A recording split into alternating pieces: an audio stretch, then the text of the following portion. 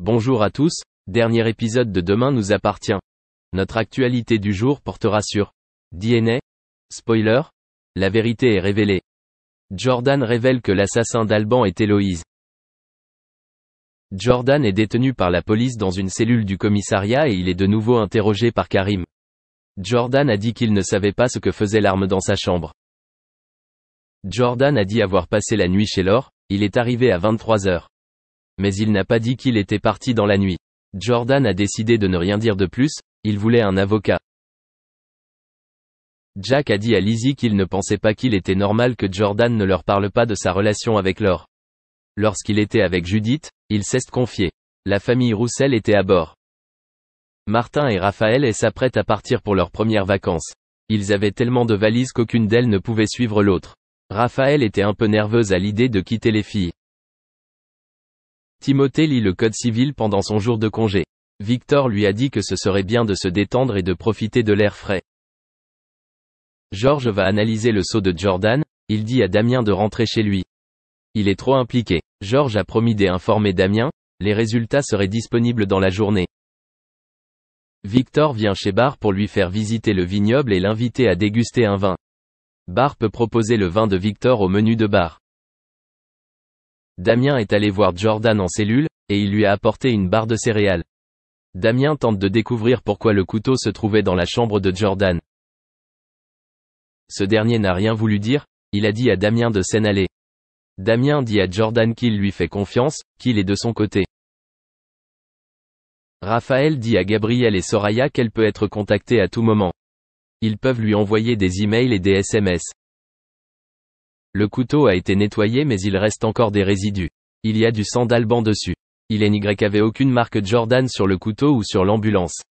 Damien était ivre donc Karim et Georges n'ont pas libéré Jordan. Merci d'avoir regardé et à la prochaine vidéo.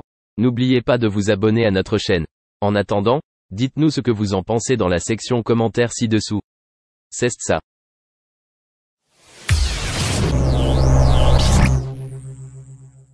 Après avoir été gravement frappée par le cancer, Alice Detollenaar, mannequin français et compagne de Camille Lacour a en effet décidé de s'investir dans cette cause en informant et sensibilisant la communauté sur cette terrible maladie.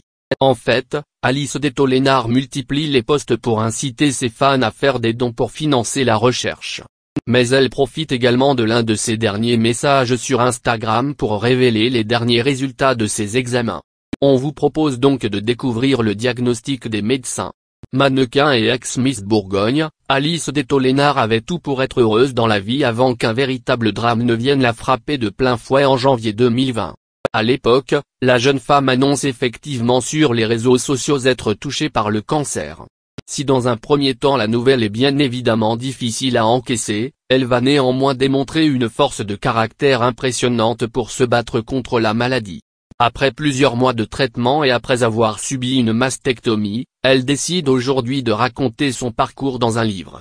En effet, Alice Detollenaar publie un ouvrage intitulé Guérie par ton amour dans lequel elle retrace l'histoire de son long combat en insistant également sur le soutien de Camille Lacour durant cette période. Interviewée par nos confrères de Voici, elle reconnaît d'ailleurs avoir pu compter sur son entourage pour l'épauler à chaque instant. Un sentiment qu'elle décrit ainsi parfaitement dans les pages de son récit, j'ai la chance inouïe d'avoir auprès de moi un vrai cercle et surtout le meilleur des hommes. Un bonhomme comme m'a dit cette infirmière. Tu m'as soutenu depuis le début et continue de le faire avec force et courage, je suis fière et chanceuse de t'avoir auprès de moi. Depuis la découverte de son cancer, Alice Detollenaar a donc pris conscience de l'importance de la détection de la maladie. Elle rappelle effectivement combien il est essentiel de régulièrement se faire dépister pour pouvoir se soigner dans les meilleurs délais. Malheureusement, dans son cas, il aura fallu avoir recours à une mastectomie afin d'éviter de nouvelles complications. Plusieurs mois après cette opération, il lui était envisageable de se tourner vers une reconstruction. Cependant, elle semble avoir pris une autre décision.